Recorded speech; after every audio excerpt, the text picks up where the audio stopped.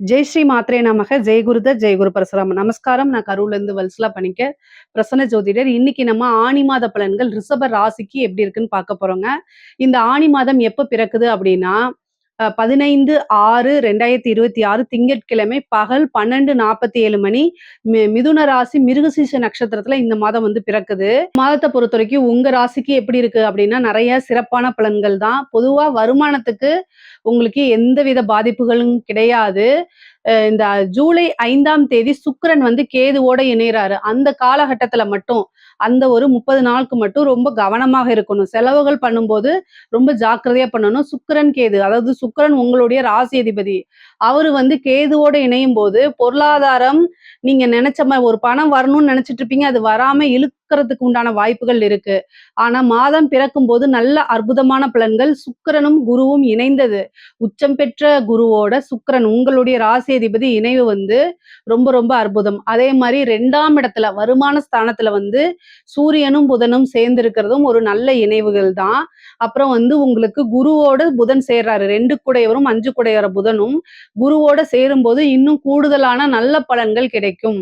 வருமானத்துல எந்தவித பாதிப்புகளும் இல்லை. நீங்க எதிர்பார்த்த பணங்கள் வரும், நல்ல வருமானம் வரும். சேம் டைம் அதே நேரத்துல செலவுகளும் அதிகமாகுங்க. இந்த மாதம் வந்து 12 குடையவர் உங்களுடைய ராசியில இருக்காரு. செவ்வாய் உங்க ராசிக்கு வரும்போது கடுமையான செலவுகள், விரயங்கள் அதிகமாகும். சுப விரயங்கள், அது கல்விக்காக இருக்கலாம் அல்லது விசேஷங்களுக்காக இருக்கலாம். இந்த மாதிரி கூடுதலான செலவுகள் அதிகமாக இருந்தாலும் சமாளிக்க முடியற அளவுக்கு தான் உங்களுக்கு இருக்கும். அது எல்லாமே பிளான் பண்ணிக்குவீங்க. என்ன செலவு எப்படி வருது அப்படிங்கிறதெல்லாம் பிளான் பண்ணி தான் நீங்க செய்வீங்க. அதனால எல்லா விஷயங்களையும் சமாளிக்க முடிய தன்மையும் உங்களுக்கு இருக்கு. ஏன்னா குரு கோச்சாரத்துல உச்சமா இருக்காரு. அது போக வந்து சுக்கிரன் கூட கேது இணைவு. அது போக வந்து குருவும் புதனும் இணைவு. இதெல்லாமே வந்து என்னன்னா ஒரு நல்ல அமைப்புகள், கிரக நிலைகள் வந்து இந்த மாதம் வந்து ஒரு நல்ல அமைப்புகள்ல இருக்கு. உங்களோட ஜாதகத்துல குரு திசையாக இருந்தாலும் சரி, சனி திசையா இருந்தாலும் சரி, ரொம்ப ரொம்ப நல்லது. ஏன் அப்படின்னா சனியே உங்களுடைய ராசிக்கு 11ஆம் இடத்துல இருக்காரு. அப்ப 11ஆம் இடத்துல இருக்கும்போது உங்களுக்கு வரக்கூடிய பணங்கள் வரும், லாபம் வரும். 10 குடையவர் 11ல இருக்கும்போது தொழில் மூலியமா நல்ல வருமானம், உத்தியோகம் மூலியமா நல்ல வருமானங்கள் இருக்கு. பொதுவா நீங்க இந்த ஒரு விஷயத்த வந்து எப்படி பிளான் பண்றது, அதே மாதிரி இதை எப்படி செய்யறது அப்படின்லாம் நீங்க ரொம்ப நாள் நினைச்சிட்டே இருப்பீங்கல்ல, அதெல்லாம் இந்த மாசம் நீங்க ட்ரை பண்ணீங்கன்னு வச்சுக்கோங்களேன், அதுக்கு உண்டான விஷயங்கள் தடைகள்லாம் இருக்கும்போது அதை அப்படியே தகர்த்தெறிஞ்சு நீங்க ஆட்டோமேட்டிக்காவே பண்ணிருவீங்க. அதுக்கு காரணம் என்ன அப்படின்னா உங்களுடைய ராசிக்கு 5 குடையவர் புதன் வந்து உச்சமான குருவோட சேர்றாரு. பொதுவா குருவும் புதனும் சேர்ந்தாலே ஒரு ராஜ்யத்தை அமைக்கக்கூடிய அமைப்புகள் வந்து இருக்குது. அப்போ குரு புதன் சேர்ந்த அமைப்பு வந்து உங்களுக்கு ரொம்ப நல்ல அமைப்பு. தாராளமா எல்லா விஷயத்தையும் நீங்க செய்யலாம். அந்த செய்யற விஷயத்திலயும் சக்சஸ் வரும். ரிஷப ராசிக்காரங்களுக்கு வெற்றி மேல் வெற்றி வரக்கூடிய அமைப்புகள் இந்த மாதம் இருக்கு. இந்த ஆனி மாசத்துல நீங்க என்னென்ன விஷயம்லாம் இதுக்கு முன்னாடி இதெல்லாம் நம்ம செய்யணும் நீங்க நினைச்ச விஷயங்களை இப்ப ட்ரை பண்ணி பாருங்க. ஆனா கூடுதலா கொஞ்சம் உழைப்ப போடணும். அப்போ கட்டாயம் நடந்துரும். அதே மாதிரி இன்னொரு விஷயத்துல கவனமா இருக்கணும். கோவத்தை கண்ட்ரோல் பண்ணணும். உங்களோட வார்த்தைகளை கண்ட்ரோல் பண்ணிக்கணும். உங்களோட ராசிக்கு செவ்வாய் வராரு. உங்களோட ராசியில செவ்வாய் வரும்போது செவ்வாய் வந்து என்னன்னா வந்து ஒரு போர் வீரன் மாதிரி எடுத்தோன்னே டக்கு டக்குன்னு கோவம் வந்து ஆக்ஷன்ல இறங்கக்கூடாது. உங்களோட ராசிக்கு அது வந்து சரிப்பட்டு வராது. பொதுவாவே ரிஷப ராசிங்கிறது என்ன ராசி? ஸ்திர ராசி. சோ யார் ஒருத்தர் வந்து எல்லா விஷயத்தையும் நிறுத்தி நிதானமா செய்யறாங்களோ அவங்கதான் சக்சஸ் ஆக முடியும். நிறைய பேர் நீங்க சொல்றீங்க அது பழிக்க மாட்டேங்குது அப்படின்னா நீங்க உங்களுடைய ராசி தன்மை என்ன? நிலராசி, ஸ்திர ராசி. அப்போ வந்து நிலம் அப்படின்னா வந்து ஒரு ஸ்டேஜுக்கு மேல பொங்கி எழுந்துரும் நீங்க நினைக்காதீங்க. அப்படியே அமைதியா இருந்து ஒரு விஷயம் ஆக்கப்பூர்வமா செஞ்சு நிறுத்தி நிதானமா எல்லாத்தையும் ஹேண்டில் பண்ணா தான் நீங்க சக்சஸ் ஆக முடியும். டக்கு டக்குன்னு ஸ்பீடா போனீங்கன்னா முடியாது. ஏன்னா ராசிகள்லயே வந்து ஸ்திரம், அதே மாதிரி வந்து சரம், அதுக்கப்புறம் உபயம் இது மாதிரி பிரிச்சு வச்சிருக்காங்க. அப்போ வந்து நீங்க என்னன்னா சரராசி மாதிரி செயல்படக்கூடாது. ஸ்திர ராசி மாதிரி ஒவ்வொரு வந்து பொறுமையா நிதானமா யோசிச்சு செயல்படணும். சரிங்களா? அந்த மாதிரி செயல்பட்டீங்கன்னா கட்டாயம் உங்க லைஃப்ல சக்சஸ் உறுதி உறுதி உறுதி. அதே மாதிரி இந்த மாதம் வந்து குருவும் புதனும் சேருது. ஒரு சாம்ராஜ்யத்தை அமைக்கக்கூடிய யோகம் உங்க ராசிக்கு இருக்கு. அதனால நீங்க இன்னும் கூடுதலா எப்பவுமே நீங்க ஒரு விஷயத்த வந்து பிளான் பண்ணி தான் செய்வீங்க. கூடுதலா இன்னும் நீங்க வந்து ஒரு விஷயத்த யோசிச்சு செய்யும்போது, நிதானமா ஹேண்டில் பண்ணும்போது, அதாவது வெற்றிக்கு வெற்றி மேல் ராஜயோக அமைப்பு உங்க ராசிக்கு இருக்கு. 5ஆம் தேதி ஜூலை மாதம் 5ஆம் தேதி சுக்கிரனும் கேதுவும் இணையுது. உங்களுடைய ராசிக்கு 6 குடையவரும் அவருதான். ராசி அதிபதியும் அவருதான். அப்ப கடனால பிரச்சனைகள் இருக்கு. அதே மாரி வருமானத்துல தடை இருக்கு அப்படிங்கிறது உண்மதான். ஏன்னா கேது அப்படின்னாலே ஒரு தடைய குடுக்கறது. ஸோ நீங்க ஒரு பிளான் போட்டு வச்சிருப்பீங்க. கரெக்ட்டா அந்த டைம்ல பணம் வராம போயிரும். இதுக்கெல்லாம் நீங்க கட்டாயம் வழிபாடு பண்ணணும். என்ன வழிபாடு அப்படின்னா, லக்ஷ்மி கணபதி வழிபாடு பண்ணிக்கங்க. அல்லது செல்வ கணபதி வழிபாடு பண்ணுங்க. உங்க வீட்டு பக்கத்திலேயே விநாயகர் இருப்பாரு. செல்வ விநாயகர், செல்வ கணபதின்னு இருந்தா கட்டாயம் வழிபாடு பண்ணுங்க. தேங்காய் எண்ணெயில 2 தீபம் போட்டு அவருக்கு வழிபாடு பண்ணுங்க. இந்த மாசத்துல வரக்கூடிய சங்கடகர சதுர்த்தி அன்னைக்கு அபிஷேக ஆராதனையில கலந்துக்கிட்டு, எனக்கு காசு பணம் வர்றதுல எந்தவித தடையும் குடுத்துறாத பகவானேன்னு வேண்டிக்கிட்டு, தேங்காய் கூட உடைக்கலாம். இல்ல உங்கனால முடிஞ்சுச்சுன்னா தீபம் போடுங்க. விநாயகருக்கு கடன் பிரச்சனை இருந்தாலே தேங்காய் எண்ணெயில தான் தீபம் போடணும். இது தந்திர சாஸ்திரத்தோடைய பரிகாரம். நெறைய பேர் இதுல வந்து என்னங்க சமைக்கிறது, தலைக்கு தேய்க்கிற எண்ணெயெல்லாம் போட சொல்றீங்கங்கிறீங்க. கடன் அடையணும் அப்படின்னாலே தேங்காய் எண்ணெயில பரிகாரம் தான் விநாயகருக்கு. ஸோ இத செஞ்சுருங்க. கட்டாயம் பணம் வரதுல அந்த தடைகள்லாம் இருக்காது. மெயினா வந்து என்னன்னா, மன அமைதி அப்படிங்கிறது ரொம்ப ரொம்ப முக்கியமானது. கேது அத வந்து நிலக்குலைய வச்சுருவாரு. சுக்கிரன், கேது உங்களுடைய ராசி அதிபதி வந்து கேதுவோட சேரும்போது, நெறைய மன இறுக்கங்கள் உருவாகலாம், அல்லது சண்டை சச்சரவுகள் உருவாகலாம். தேவையில்லாத வாக்குவாதங்கள் உருவாகலாம். அதனால ரொம்ப ரொம்ப கவனமாக இருக்கணும்.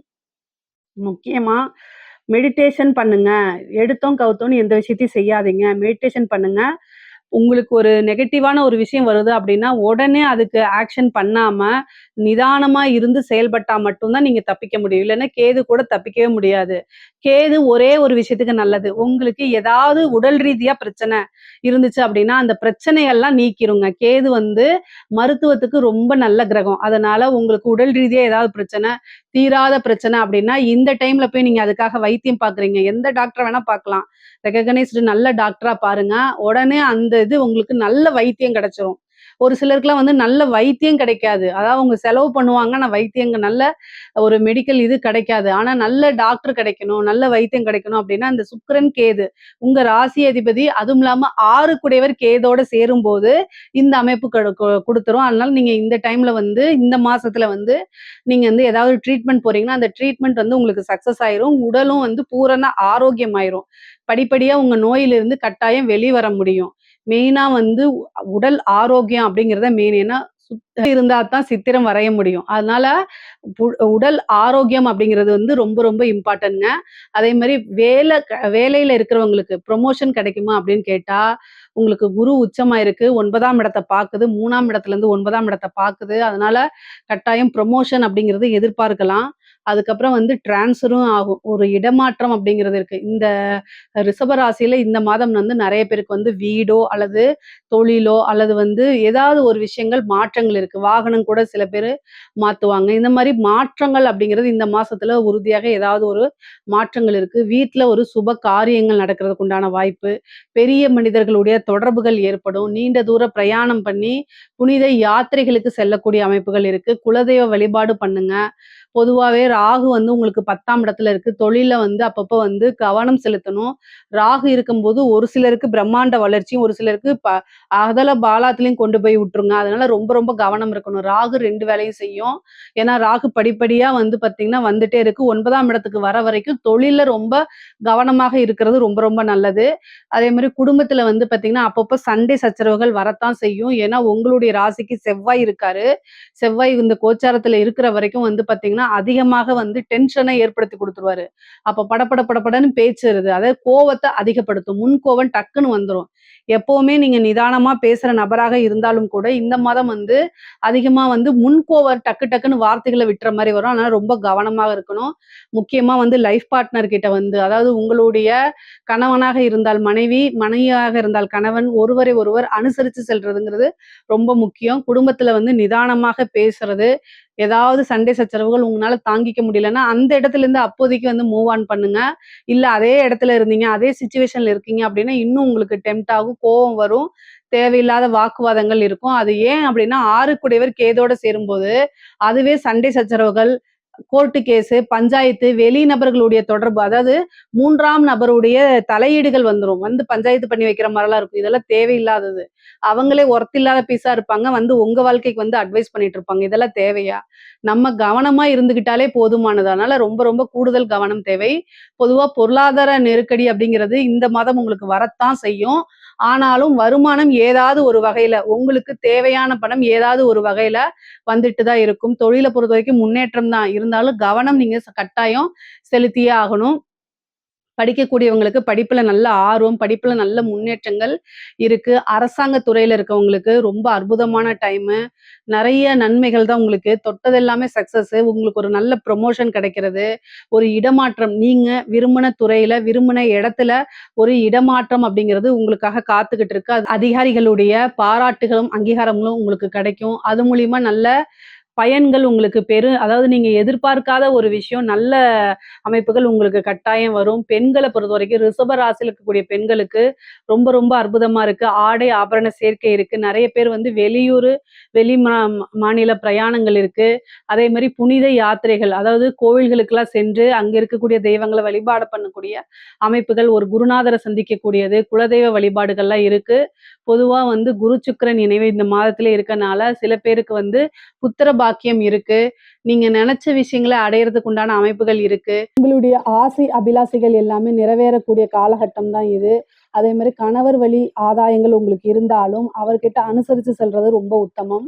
உங்களுடைய ராசி அதிபதி கேதுவோட இணைந்திருக்கனால, உங்களுக்கு தேவையில்லாத டென்ஷன்கள் வரத்தான் செய்யும். அத அப்படியே கொண்டு போய் கணவர்ட்ட காமிச்சுக்க கூடாது. அவர் உங்க மேல தப்பு இல்லைனாலும், ஏதாவது ஒண்ணு சண்டை போடும்போது, இந்த காலகட்டத்தில அனுசரிப்பு அப்படிங்கிறதும் ரொம்ப ரொம்ப முக்கியமானதா இருக்கனால, குடும்பத்த வந்து நம்ம விட்டு குடுக்காம இருக்கணும் அப்படிங்கிற ஒரு விஷயத்தினாலயும், ரொம்ப அமைதியா போங்க. சுக்கிரன், கேது வந்து பார்த்தீங்கன்னா, பெண்களுக்கு மன இறுக்கத்த அதிகமா குடுக்கறதுக்கு வாய்ப்பு இருக்கு.